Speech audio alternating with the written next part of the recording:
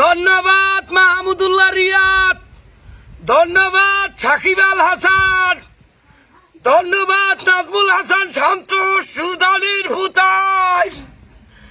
আরে মাহমুদুল্লাহ রিয়াদ পুরা টুর্নামেন্ট পুরা ক্যারিয়ার ভালো খেললিয়া, আজকে তো ল্যান্ডা ইলিয়া